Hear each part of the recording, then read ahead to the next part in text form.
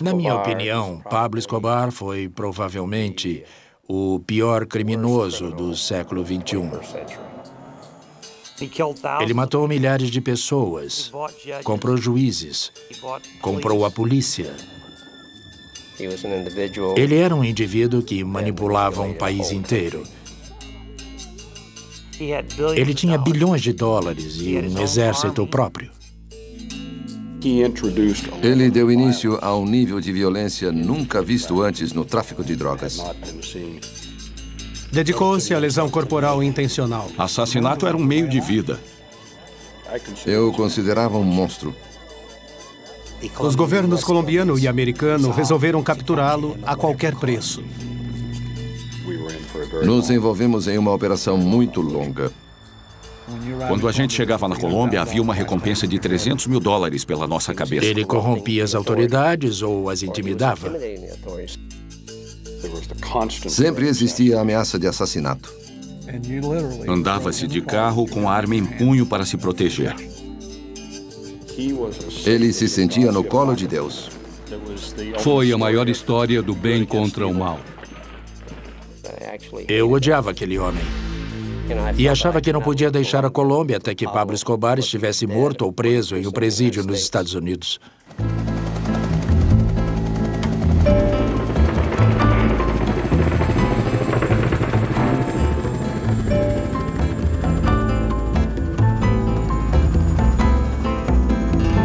Guerreiros Secretos.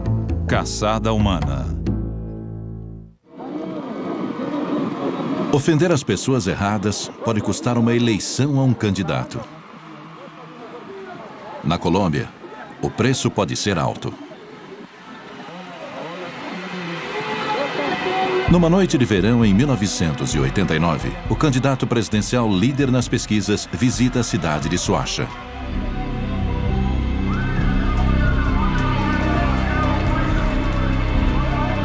No tempo que dura um aperto de mão ou um beijo em um bebê, a campanha termina de repente.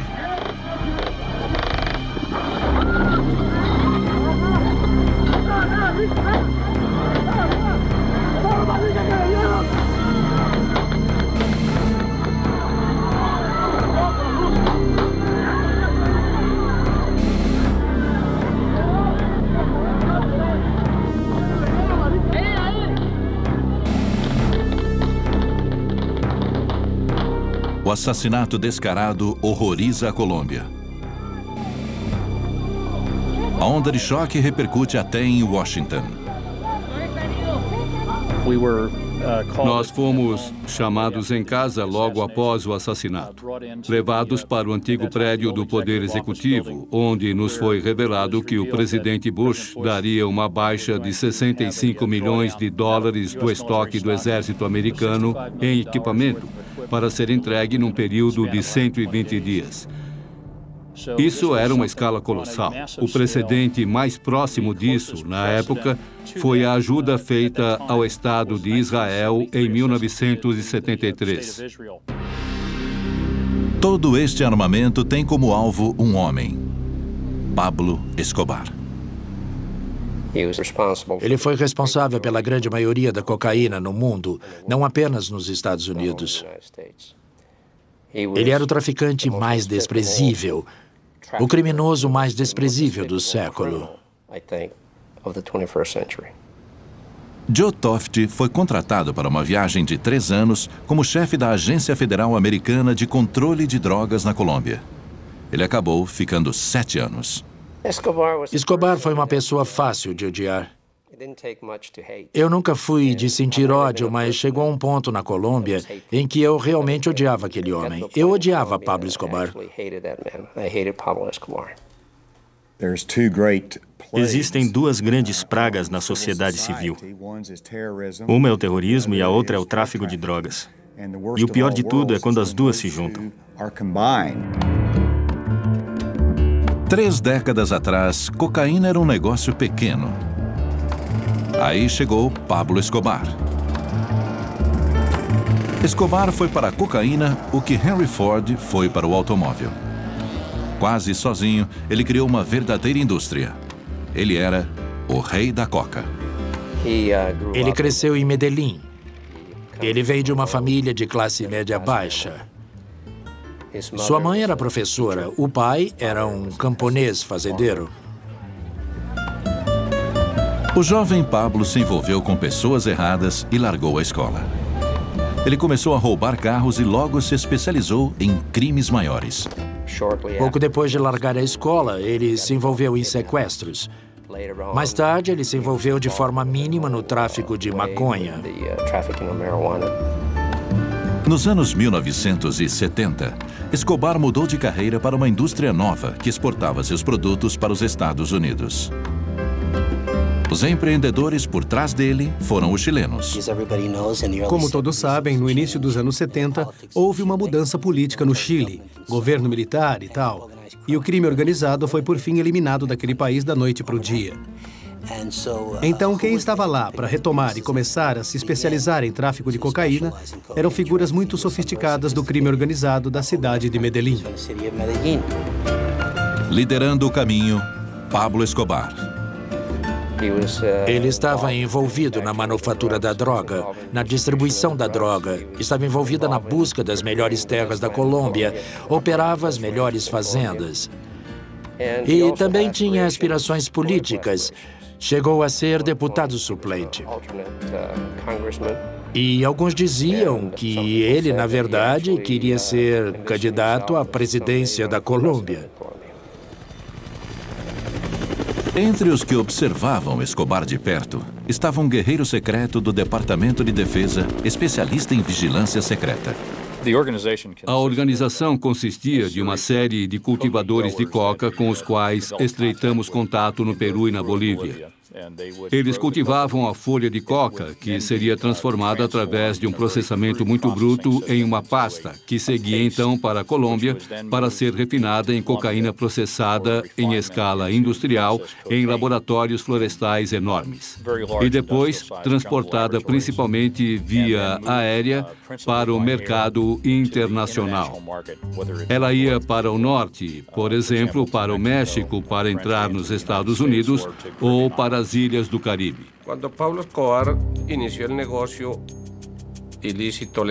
Quando Pablo Escobar começou, surgiu uma organização concorrente, o que nós chamamos hoje de Cartel de Cali. Eles perceberam que a demanda do mercado americano para a cocaína era tão grande que decidiram dividir o mercado entre eles.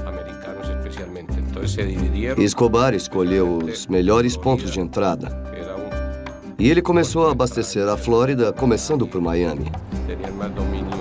Depois, usando as conexões mexicanas, partiu para a costa oeste. A Califórnia, em particular, foi inundada com cocaína. Enquanto isso, o cartel de Cali se concentrava mais no Nordeste.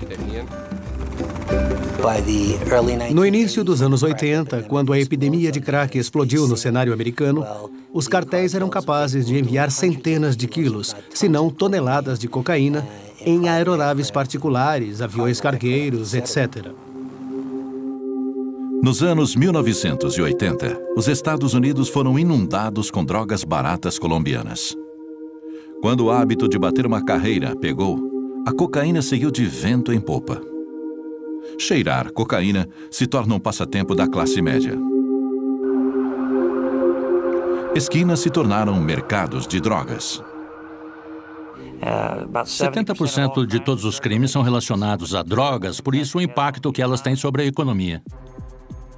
Alarmado pela calamidade das drogas, em 1986, o presidente Reagan assina a Diretriz de Segurança Nacional 221, altamente confidencial, classificando o tráfico de drogas como uma ameaça à segurança nacional. É a polícia, no chão, no chão!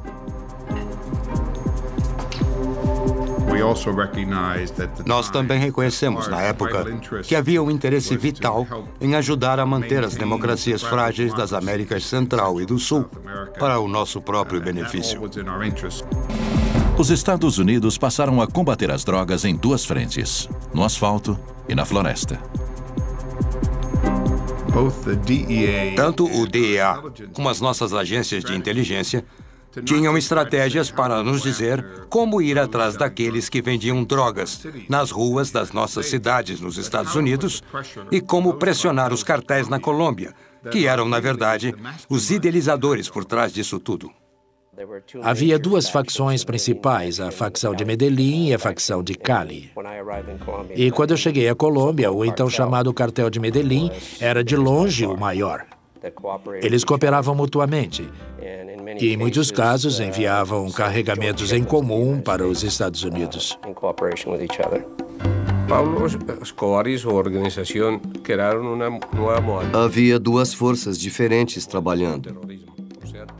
Pablo Escobar criou um conceito que chamamos de narcoterrorismo, em que se usava o terrorismo para promover o narcotráfico.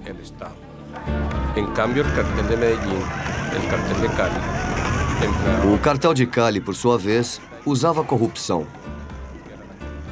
Eles diziam que a corrupção funcionava melhor que bombas. Essa era a maior diferença entre os dois. Em meados dos anos 80, os cartéis colombianos controlavam a indústria da cocaína nos Estados Unidos. Em lugares como Nova York, Miami, Los Angeles, Houston, Chicago, eles controlavam o tráfico em grande escala. Na época, eu integrava o Comitê de Assuntos Estrangeiros e nós todos nos esforçávamos muito para prender os senhores do tráfico no Sul. Pablo Escobar e o pessoal do cartel de Cali eram os que mais queríamos ver presos. Em meados dos anos 1980, Escobar controlava uma rede narcoterrorista que se estendia das colinas colombianas ao Vale do Beca, no Líbano, onde radicais islâmicos tramavam conspirações contra os Estados Unidos. Escobar agora se tornara alvo da maior caçada humana dos Estados Unidos em solo estrangeiro até Osama Bin Laden. Conforme um tratado com a Colômbia, chefes do tráfico podiam ser extraditados para ser julgados nos Estados Unidos. A condição, eles tinham que ser presos pelos colombianos. Para se proteger, Escobar constrói uma aparência de legitimidade. Em 1982, ele ganhou um lugar no Congresso por Medellín. O cargo lhe conferiu imunidade diplomática. Em uma viagem aos Estados Unidos com seu filho, Escobar zombou de seus perseguidores posando no Jardim dos Fundos do presidente Reagan. Como um lorde medieval, Escobar esculpiu seu próprio feudo dentro de Medellín. Ele incluiu milhares de camponeses na sua folha de pagamento. Construiu campos de futebol, escolas e até igrejas. Ele era um filântropo do povo daquela área, então muita gente tentava protegê-lo.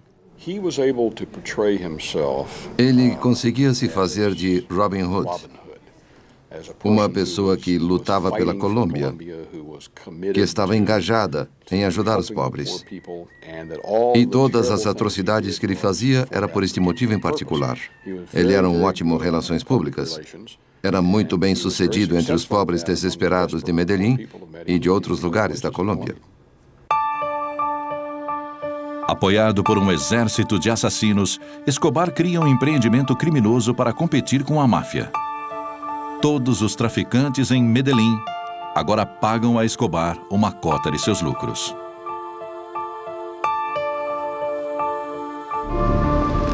Como embaixador na Colômbia, Morris Busby era o homem certo, no lugar certo, na hora certa. Formado pela Academia Naval, Busby era especialista em combate ao terrorismo. Escobar fez coisas horríveis para intimidar o governo e a polícia. Ele oferecia um prêmio pela morte de policiais. E na Colômbia, de vez em quando, eles usavam estudantes do ensino médio para policiar o tráfico como assistentes da polícia. Eles passavam e atiravam nesses jovens para ganhar 40 ou 50 dólares. Ele descamba para o lado do terrorismo. Começa a explodir shopping centers, começa a atacar de emboscada comboios policiais, começa a matar pessoas indiscriminadamente. Eu fui a mais funerais na Colômbia no período de 1 ano que a maioria das pessoas vai durante a vida. Havia pessoas lutando nesta guerra na qual eu estava envolvido, a guerra contra as drogas. Elas chegavam lá e eram mortas por Escobar. E a esta altura, os governos colombiano e americano resolveram capturá-lo a qualquer preço. Minha obsessão com Pablo Escobar era inédita para mim.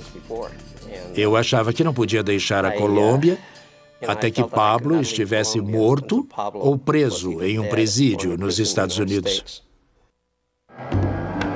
Nos anos 1980, o homem mais poderoso da Colômbia era um bandido. O chefão das drogas, Pablo Escobar, só tinha um medo: ser extraditado para os Estados Unidos, onde não conseguiria escapar da lei. Por volta de 1984, 1985, o governo colombiano começou a considerar a extradição desses traficantes para os Estados Unidos. Escobar tenta evitar problemas com suborno. Quando o incentivo não surte efeito, ele recorre à punição. Um fato importante ocorrido na ocasião em que eles estavam considerando a questão da extradição foi o assassinato do ministro da Justiça favorável à extradição. O homem chamado Rodrigo Lara Bonilla foi assassinado em sua limusine. Ele era uma figura muito carismática. Não demorou muito, um contato muito importante da DEA na Colômbia, um coronel chamado Jaime Ramírez, também foi assassinado em um crime particularmente cruel. Ele foi morto no próprio carro, em companhia da família.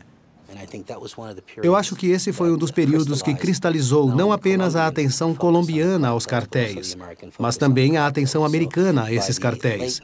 Então, no final dos anos 80, o governo americano já estava tentando implantar programas concentrados nos cartéis, enquanto esta extradição estava em andamento. No final dos anos 1980, o DEA criou o programa Chefe da Droga, tomando como exemplo a estratégia do FBI para desmanchar a máfia. Uma família de cada vez. Isso também implicou em mais recursos e pessoal, atacando a infraestrutura, o transporte, a lavagem de dinheiro, a capacidade de produção, como eles compravam produtos químicos e assim por diante.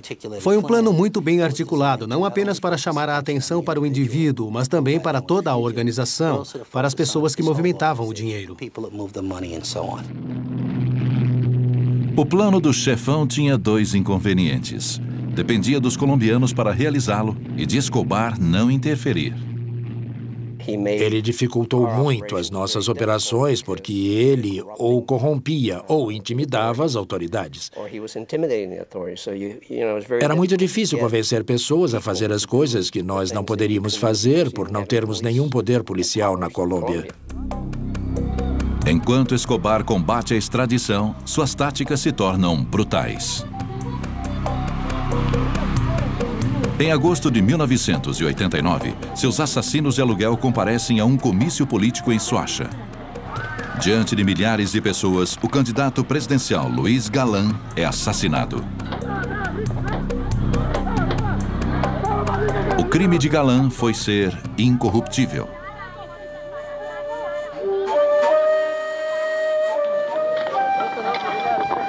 No mesmo dia, os assassinos de Escobar fizeram vítimas em outras cidades da Colômbia. No rastro de derramamento de sangue, os Estados Unidos classificam o próprio Escobar como uma ameaça à segurança nacional. Eles então embarcaram em um sistema em que havia reuniões semanais nos escritórios do Conselho de Segurança Nacional, no antigo prédio do Poder Executivo. Presentes nessas reuniões estavam os representantes do Departamento de Defesa, pessoas do Comitê dos Chefes do Estado-Maior, do Conselho de Segurança Nacional, do FBI, do DEA e da CIA. Uma das tarefas do DEA era recrutar informantes dentro da organização de Escobar. Os informantes que nós estávamos recrutando não estavam todos na Colômbia, mas nós tínhamos informantes nos Estados Unidos e em outros países fornecendo informações sobre o paradeiro de Escobar e a organização dele.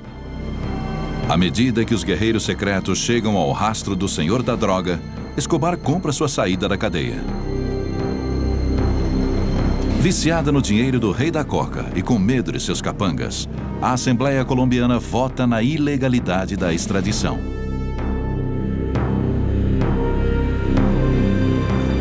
O presidente George Bush responde com uma emenda.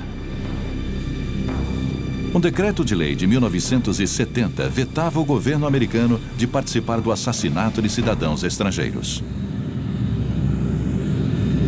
Bush revisa o decreto e permite o uso de força contra terroristas que ameacem os Estados Unidos. Quando a extradição foi eliminada do conjunto de instrumentos a nosso dispor para atacarmos os cartéis, passou a ser vital, na época, trabalhar em conjunto com a Polícia Nacional Colombiana, dar todo o apoio possível para que eles pudessem usar todas as ferramentas disponíveis para caçar essas pessoas e levá-las à justiça. Para ajudar os colombianos, o Pentágono envia sua unidade mais secreta, uma equipe de combate ao terrorismo conhecida como Centra Spike. Munida dos mais sofisticados equipamentos de vigilância, eles podiam literalmente encontrar uma agulha no palheiro. Como chefe do Comando Militar do Sul dos Estados Unidos, o general George Jowan dirigia a Centra Spike. Mas boa parte dela era um conjunto de inteligência de todos os tipos, de imagens à comunicação, até o que se vê no chão. E a Central Spike foi um elemento crucial. Além da Central Spike, várias equipes da Força Delta foram enviadas à Colômbia para treinar a Polícia Nacional. Sob leis americanas, as unidades Delta não podiam perseguir Escobar. Nós garantimos que a equipe Delta, que as forças especiais, entendessem que deviam treinar os colombianos. Demoraria mais, mas era importante que a polícia colombiana fizesse essa operação. O desafio era treinar a polícia colombiana em alto nível, para obter informações privilegiadas e depois utilizar essa informação para capturar Escobar. As equipes Delta treinaram 2 unidades novas dentro da polícia colombiana. A primeira unidade, chamada Search Block, aprende a usar informação em tempo real para rastrear Escobar e apontar sua localização. Membros da segunda unidade, a Copaz Comandos, aprendem a realizar uma morte limpa. Começa a caçada ao homem mais procurado do mundo. Mas como um animal encurralado, Escobar contra-ataca. 27 de novembro de 1989. Minutos depois de decolar, um avião comercial colombiano cai. A queda não foi acidental, e sim obra do senhor da droga, Pablo Escobar. Seu alvo era o candidato presidencial César Gaviria, concorrendo no lugar daquele assassinado por Escobar 3 anos antes.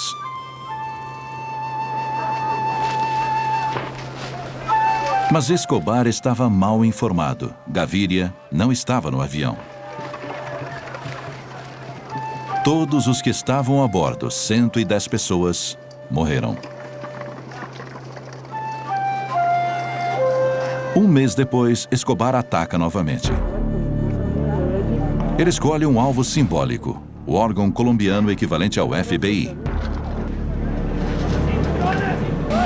Centenas de pessoas feridas. 70 morrem. Ele não hesitava em matar seus inimigos, suas famílias. Era capaz de fazer isso usando puro terror. Ele era lendário pela violência com que tratava pessoas, empregando diferentes formas de tortura. E, de fato, houve uma gravação telefônica na qual um homem era torturado no fundo enquanto Pablo conversava com a esposa ao telefone. Pelo que eu soube deste telefonema, Pablo põe a mão no bocal e pede aos seus capangas: "Cala a boca dele, estou falando com minha esposa", e segue conversando com a esposa sobre temas corriqueiros. Não há dúvidas de que Escobar seria considerado por muitos um psicopata. 2 meses depois do atentado à sua vida, César Gaviria é eleito presidente. Ele decide pegar Escobar ou morrer tentando. No verão seguinte, informações cruciais da Central Spike permitem que tropas colombianas contra-ataquem. A Search Block localiza o primo de Escobar, um manda-chuva de seu cartel. No tiroteio subsequente, o primo é morto. Mais 2 associados, o cunhado de Escobar e seu tesoureiro, têm o mesmo destino. Escobar revida sequestrando a filha de um ex-presidente. Meses depois, ela é morta durante um resgate abortado. Encorajado pelo sucesso, Escobar sequestra mais parentes do partido da situação. Então, um aliado inesperado entra na guerra contra Escobar: o concorrente Cartel de Cali. Um por um, os homens de confiança de Escobar são mortos.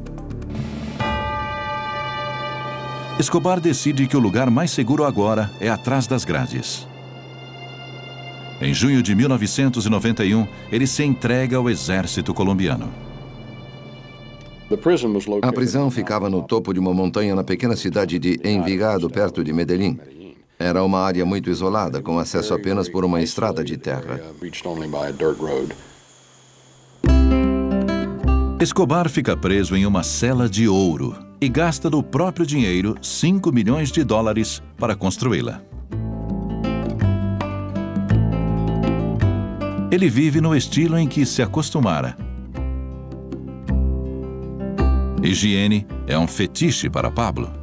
Onde quer que ele more, ele quebra o banheiro antigo, constrói um novo e ordena que se mantenha imaculado.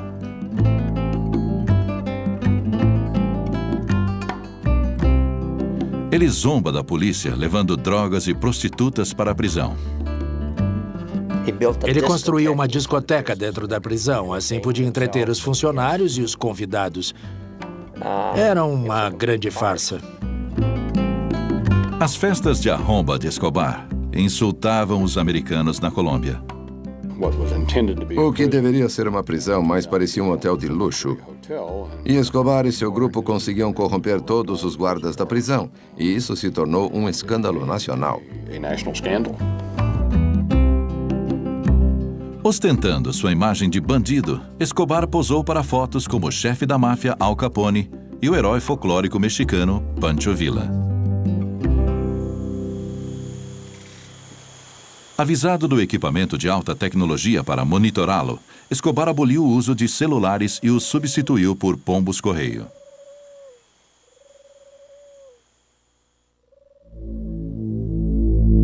No cúmulo da audácia, Escobar reuniu um arsenal para seus homens de confiança. Na verdade, a polícia foi banida de uma certa distância da prisão. E basicamente não era uma prisão, era uma situação em que ele deixava a prisão quando queria. Ele conduzia negócios da prisão. Os negócios eram os de sempre. Mergulhado em arrogância, Escobar agora foi longe demais, mesmo para o governo colombiano. Sabendo que 2 de seus auxiliares estavam roubando milhões de dólares, Escobar os chamou até sua prisão. E, segundo consta, ele os matou pendurando-os de cabeça para baixo sobre uma fogueira. No golpe de misericórdia, Escobar matou os irmãos da vítima usando tropas do governo.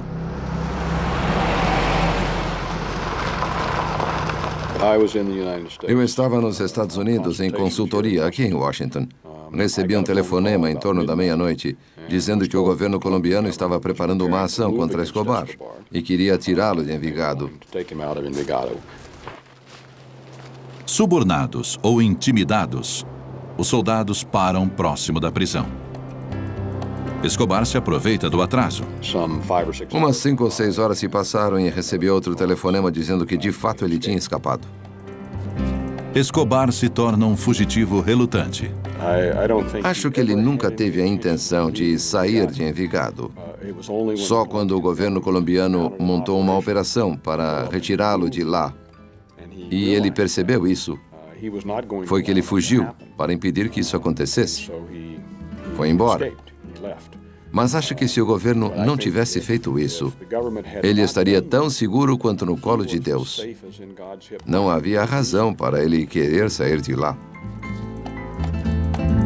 Com Escobar solto, o presidente colombiano procura Busbee. Ele, obviamente, estava transtornado pelos mesmos motivos que eu. Conversamos sobre isso e ele deixou claro que gostaria da ajuda americana. Eu garanti a ele que nós ajudaríamos e voltei à Colômbia no mesmo dia. Com a retomada da caçada a Escobar, cada minuto contava. Eu achava que quanto antes nós pudéssemos procurá-lo, maior a chance de localizá-lo, porque ele não havia planejado sua fuga e ainda não tinha tido tempo de contatar seu pessoal e montar as defesas que ele mais tarde providenciaria para se proteger. Então, era primordial que nós agíssemos bem depressa. Assim que Gaviria, o presidente da Colômbia, pediu ajuda aos Estados Unidos para recapturar Escobar, a partir daquele momento, as Forças Armadas realmente se envolveram, fornecendo recursos, treinamento e etc. Foi um esforço sem precedentes. Eu não consigo me lembrar de outro momento com tanto apoio de Washington para pegar um criminoso em terra estrangeira. Não era apenas um homem. É preciso lembrar que ele era o líder do cartel de Medellín. Ele não foi o único que fugiu, mas vários membros da sua gangue, que também eram assassinos e membros do alto escalão do cartel. Ele tinha uma infraestrutura na cidade de Medellín e em outras regiões da Colômbia. Bastava ele ligar e, em um curto período de tempo, reuniria um grupo para protegê-lo. Começa uma caçada mortal entre o comandante do exército da cocaína e os guerreiros secretos americanos. Dias após escapar da prisão, o lorde da droga Pablo Escobar desaparece na selva colombiana. A princípio, nós acreditávamos piamente que iríamos pegá-lo muito rápido. No entanto, Escobar provou ser um grande adversário. Ele conseguiu burlar a operação que nós montamos para encontrá-lo. Minha opinião era que, depois da segunda semana sem capturá-lo, nós entraríamos em uma operação muito longa. Conforme a caçada se arrasta, Escobar ataca seus perseguidores. Ele paga a garotos em Medellín algumas centenas de dólares para cada policial que matassem. Mais de 150 foram assassinados. Em Bogotá, uma onda de explosões abala a capital. Centenas morrem na carnificina. Muitos americanos trabalharam em situação de perigo. Houve um caso em que uma bomba explodiu numa área onde um jovem jantara com sua esposa 15 ou 20 minutos antes. E o restaurante em que estavam foi derrubado. Janelas das casas do nosso pessoal se quebraram. Havia a ameaça constante de assassinato. Quando a gente chegava à Colômbia, era avisado: sua cabeça vale 300 mil dólares. Haja de acordo. Ou seja, fique atento ao que se passa ao seu redor. Depois que Escobar fugiu, o DEA levou Steve Murphy às pressas para a Colômbia. Ele se instalou na base de Escobar em Medellín, a cidade mais violenta do mundo. Eles mandavam uma caravana de carros formada por pelo menos 5 carros, de 3 a 4 homens por carro, armados até os dentes. E você lá com a sua arma. Era 1 hora de carro por uma serra até a cidade de Medellín em alta velocidade. Eles não permitiam que carros se aproximassem da gente quando estávamos no carro com eles, ultrapassando em curvas, subindo em canteiros, o que fosse necessário para te levar até a cidade de Medellín, até a tal base. E você andava de carro literalmente de arma em punho para se proteger, porque nunca se sabia de onde viria um ataque. Conforme toma a ofensiva, o fugitivo Escobar se desestabiliza. Fugindo dessa maneira, é muito difícil gerenciar um empreendimento internacional de cocaína. É preciso pôr a mão na massa para gerenciar de forma correta. É preciso manter contato com seu pessoal diariamente, dar instruções precisas aos encarregados de transportar a cocaína, de arrecadar o dinheiro das vendas, de contratar os voos para levar a cocaína para o México, e assim por diante. Escobar não podia fazer isso enquanto fugia. O cartel de Medellín foi efetivamente desmontado durante a caçada a Escobar. Então Escobar estava sendo caçado e sentindo a pressão. A cada pista nova, a unidade de elite no rastro de Escobar deixava um buraco nas operações dele. As informações sobre Escobar vinham de várias fontes: CIA, DEA e da equipe antiterrorismo Central Spike. Muitos recursos haviam sido levados para informar a inteligência. Havia equipamentos de escuta muito sofisticados, interceptando ligações, comunicações pelo rádio, etc. Houve uma vigilância aérea sem precedentes levada ao país. Algumas das melhores pistas vieram da nova unidade recém-treinada de inteligência da Colômbia, Search Block, liderada pelo coronel Hugo Martinez.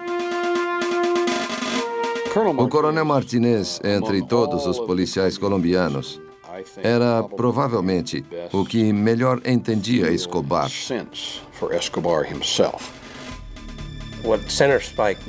O que a Central Spike fez foi aumentar tremendamente a nossa habilidade de monitorar as conversas entre Escobar e o seu grupo.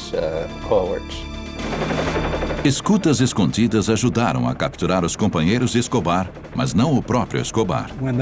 Quando eles triangulavam o sinal dele, o equipamento de busca direcional de rádio não tem precisão absoluta. Ele te dá a área em geral. Mas quando a unidade conseguia chegar ao local, ele já tinha saído. Já estava a 10, 15 quilômetros dali.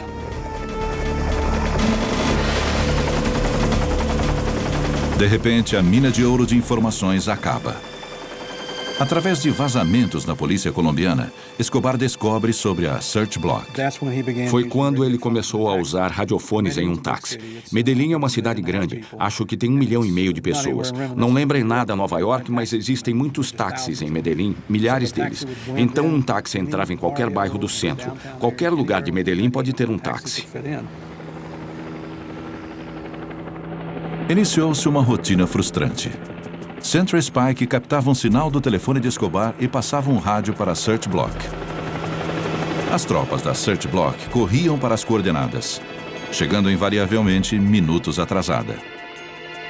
Uma perseguição levava a uma casa em uma favela com um banheiro novinho, prova de que estavam no rastro de Escobar.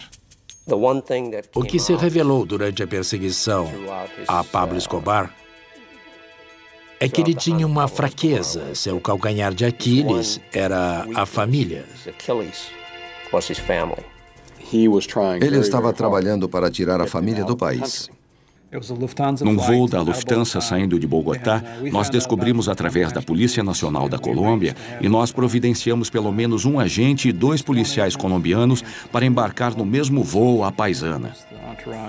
O objetivo era só observar a atividade deles e ver se estavam se juntando a outras pessoas no avião para ver com quem eles se encontrariam quando chegassem à Alemanha. Eu estava convencido, e acho que a maioria das pessoas também, de que ele queria a família fora do país porque estava preparando um voo para a morte. E com a família longe, nós iríamos ver muito mais explosões de bombas, muito mais assassinatos, que essa era nitidamente a intenção dele. Através de canais diplomáticos, o embaixador Busby fez contato com oficiais alemães na Colômbia e depois eles voltaram para seu país natal e, por fim, tiveram acesso negado para a Alemanha. Forçada a voltar para a Colômbia, a família de Escobar foi detida pela polícia. Quando a família voltou à Colômbia, ele enlouqueceu. Ele não suportava a ideia do governo colombiano manter seus familiares sob prisão preventiva. Eles ficaram em um motel em Bogotá e ele começou a ligar para a família. Ele deixou de ser cuidadoso em relação aos telefonemas. Ele ligava para o palácio exigindo falar com o presidente. No passado, ele se mudava o tempo todo, anulando nossos esforços, nossos recursos preparados para rastreá-lo. Essa, sem dúvida, foi sua derrocada. Acho que, no fundo, ele sabia que o governo conseguia rastrear aqueles telefonemas. Nós chegamos muito perto dele nos 2 ou 3 dias anteriores, e eu estava convencido de que era uma questão de tempo. Um aliado meu veio correndo contar que os colombianos tinham ligado, dizendo que o haviam encontrado. E o que aconteceu foi quase mais estranho do que a ficção. Com a maioria de seus auxiliares mortos ou presos, Escobar recrutou o filho para ajudá-lo a dirigir o cartel. O filho do coronel Martinez, que era o chefe das operações de busca por Escobar, também trabalhava no grupo da polícia. E foi, de fato, o jovem Martinez que encontrou Escobar no momento em que Pablo Escobar conversava com o filho dele. Naquele dia, em dezembro de 1993, quando eles finalmente localizaram Pablo Escobar em Las Américas, um bairro da cidade de Medellín, eu estava na base policial. Eu estava no alojamento e vi muita movimentação perto da sala do coronel Martinez. Eu fui até a sala do coronel para ver o que estava acontecendo e havia alguns tenentes-coronéis por lá e eu perguntei a um deles: "O que está acontecendo? Está tumultuado. Com certeza tem alguma coisa acontecendo." E ele me confidenciou: "Eles acham que localizaram Escobar." Então eu continuei ouvindo. Coronel Martinez estava ao telefone falando com o filho, Tenente Martinez, e eu só estava ouvindo um lado da conversa. Mas deu para ouvir o Coronel Martinez mandando o filho invadir o lugar que os reforços estavam a caminho. "Não recue." E o que eu soube mais tarde foi que o Tenente Martinez queria recuar e esperar os reforços chegarem. Obviamente porque ele estaria enfrentando o traficante de drogas mais violento do mundo. Pablo Escobar estava encurralado, mas não capturado.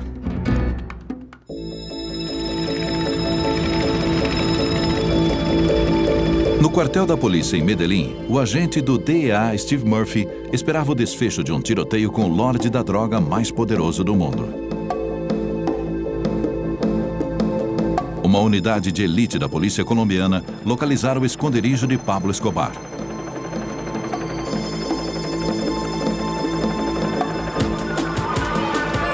Com todas as rotas de fuga vigiadas, começou o abate.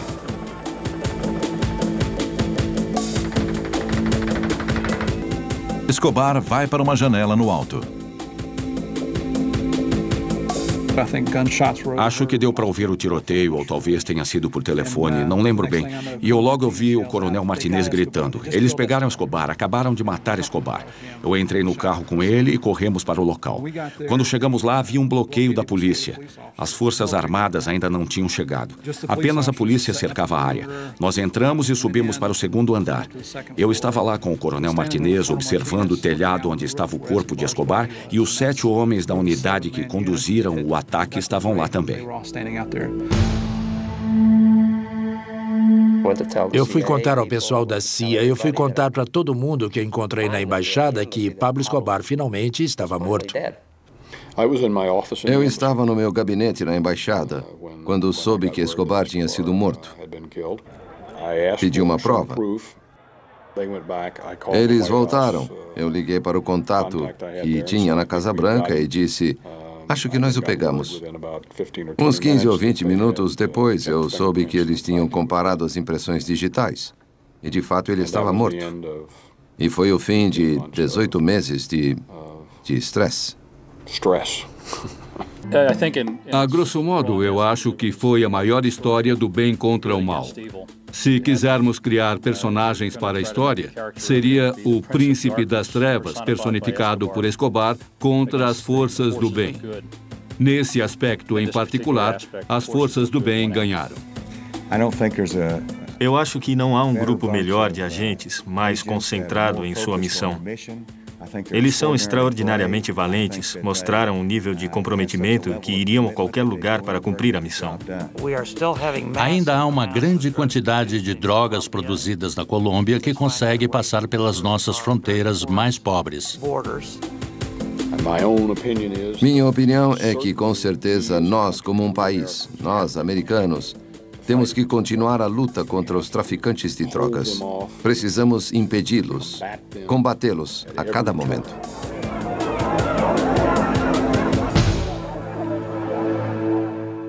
Dedicado à memória de Maria Eugênia Delgado Sanches. Versão brasileira DPN Santos.